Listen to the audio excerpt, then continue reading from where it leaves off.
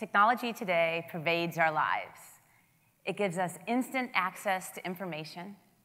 It provides us with very personalized recommendations on what to buy, what movies to watch, and for good or for bad, connects us with people all over the planet, people that we would never have otherwise met.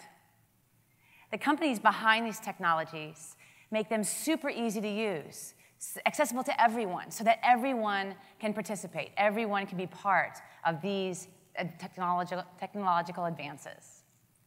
They also make them accessible from everywhere. You can get them from your cell phone, you can get them from your laptop, your machine at work, and these companies make them free for us to use.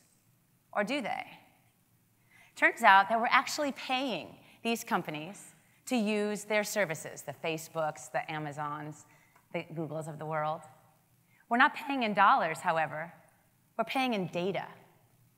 Every time you use your apps on your phone or on your computer, every time you access the internet, these companies are collecting personal information about you. You buy diapers, they know you have kids. You search for directions, they know not only where you're going, but where you've been.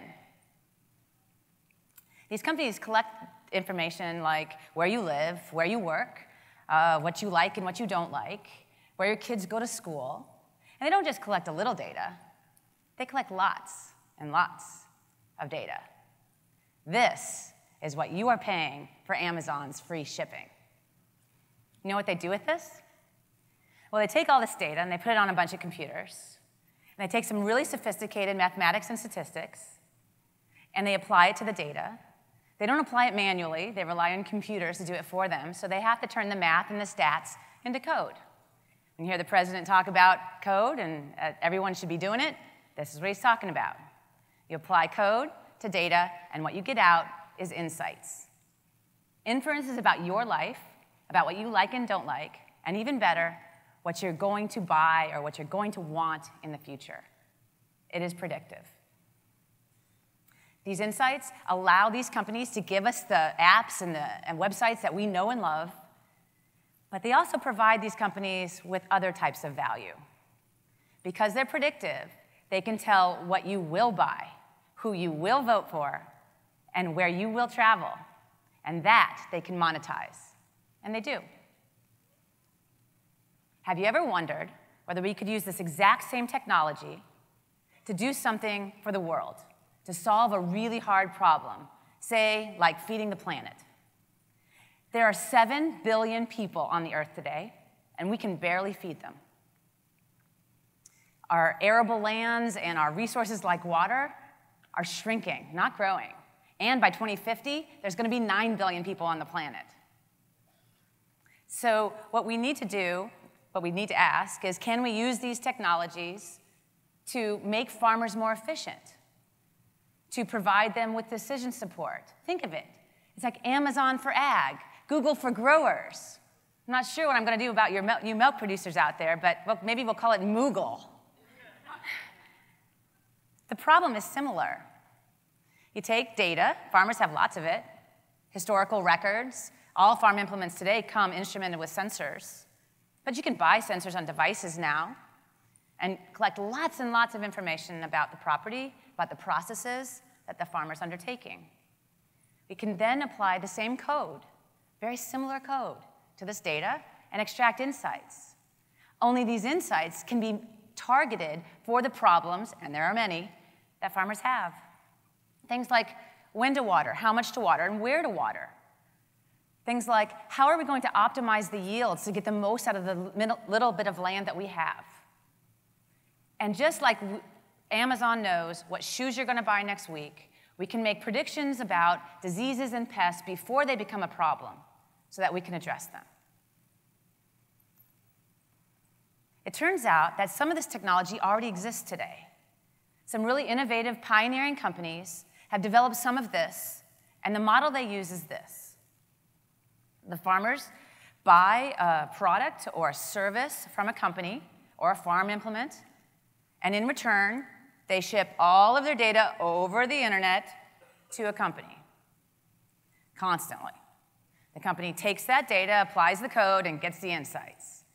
Some of the insights they share with the farmers, some of which they don't, just like Amazon and Google and Facebook, it's all monetizable, and they can make good money from this. But if we're going to take this model and use it to solve a really hard problem, like feeding the planet, we can't just have the code, what's most valuable here, owned and controlled by a few. We need to make the code, the ability to extract insights and make predictions of the future that are accurate, available to everyone, like the services of Facebook and Amazon.com. And that is what I work on. I work on the problem of taking the code and making it available for everyone and in making it possible to execute it everywhere. Because some farmers don't even have the internet. So instead of moving all that data to a company over the internet, how about we move the code, which is tiny, once, and move that to the data, move it to the farm.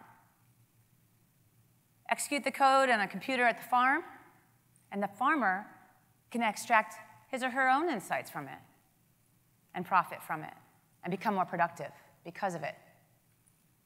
They can even give or sell their data and their insights to industry. These companies can still make a profit with their own insights or the insights that farmers have extracted with the code. They can still make money from this, just perhaps a little less. The problem with this model is that, first off, this code is complex. It is mathematics and statistics that are well understood, however. And technology has a precedent for taking complex things and making them ubiquitous. Think about the internet. The internet at one time was thought of as rocket science. A bunch of researchers got together, developed it, put it out there. Everyone was afraid of it. A few companies could take advantage of it and did. And today, it's everywhere. And for most of us, it's free. We have commoditized the internet.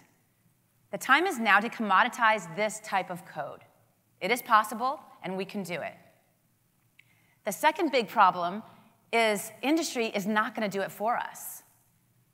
What company would develop intellectual property and then give it away to their competitors? Not many. So the second problem that we're going to have to deal with is how are we going to get this done? How are we going to make this code accessible to all farmers so that all people can prosper from it? Technology has a precedent for that as well. It's called open source. It's where a bunch of researchers get together in computer science or technology, and they build the building blocks, and they give them away for free so that everyone has access, so that everyone can use them. We work hard at making them as easy to use as possible. And then we build a community of innovators and developers and researchers and students of all ages, of all backgrounds, and in our case, farmers and growers. And this community is what creates the innovation that really can be brought to bear on hard problems that individual companies just aren't going to. They're going to participate, but they can't do it alone. None of us can do it alone, it turns out. So I encourage you to think about this and to come join us in making farms smarter. Come join the SmartFarm community, because only together are we going to be able to feed the planet. Thank you for listening.